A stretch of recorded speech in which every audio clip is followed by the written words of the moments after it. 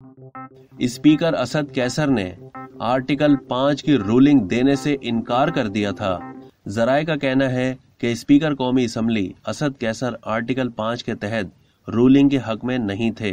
वजीर आजम की legal team की कायल करने की कोशिश अदम इत्तेफाक के बाइस 3 अप्रैल को कौमी असम्बली गए ही नहीं। वाज़ेह रहे कि जियो न्यूज के प्रोग्राम कैपिटल टॉक में मेजबान हामिद मीर से गुफ्तगू करते हुए अटॉर्नी जनरल खालिद जावेद कह चुके थे कि आइन के मुताबिक 3 अप्रैल को अदम एतमाद पर वोटिंग होना जरूरी है। जियो न्यूज के मुताबिक स्पीकर असद कैसर की जानिब से 3 अप्रैल को कौमी असम्बली का इजलास चेयर न करने की वजह सामने आ गई। असद कैसर आर्टिकल 5 के तहत रूलिंग के हक में नहीं थे।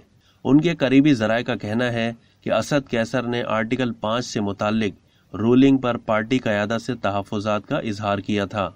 नुमाइंदे ने गुफ्तगू करते हुए बताया कि 3 अप्रैल को जो कौमी असम्बली का इजलास हुआ था उसमें स्पीकर खुद मौजूद नहीं थे, बल्कि डिप्टी स्पीकर कासिम सूरी ने इजलास चेयर किया था। इस दौरान उन्होंने आर्टिकल 5 के तहत रूलिंग दी थी। जराए बताते हैं कि ये आर्टिकल 5 की जो रूलिंग थी वो वजीर आजम की लीगल टीम ने ड्राफ्ट किया था और इसके बाद जब असद कैसर से मुशावरत हुई तो उन्होंने इस रूलिंग के हवाले से अपने तहफ़्फ़ुज़ात का इजहार भी किया था। वो इसके हक में नहीं थे।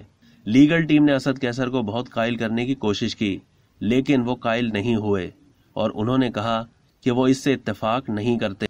असद कैसर के करीबी जराए ने यह भी बताया कि आर्टिकल 5 के तहत रूलिंग के अदम इत्तेफाक के बाइस असद कैसर कौमी असम्बली गए ही नहीं। जियो न्यूज ने इस मामले पर असद कैसर का मौकिफ जानना चाहा तो उन्होंने नो कमेंट्स कहा। ताहम इसरार करने पर उन्होंने कहा कि मामला सुप्रीम कोर्ट में है, इसलिए मैं इस पर और मजीद बात नहीं कर सकता। वाज़ेह रहे कि ये रूलिंग वजीर आजम की लीगल टीम की जानिब से ड्राफ्ट हुई थी। इस पर कई रोज असद कैसर को कायल करने की कोशिश की गई, लेकिन उनका कहना था कि कोई भी गैर आईनी और गैर कानूनी काम वो नहीं करेंगे। अब तक के लिए इतना ही। मजीद मालूमात के लिए डेली जंग के यूट्यूब चैनल को सब्सक्राइब करना ना भूलिए और फेसबुक के पेज को भी लाइक करना ना भूलिए।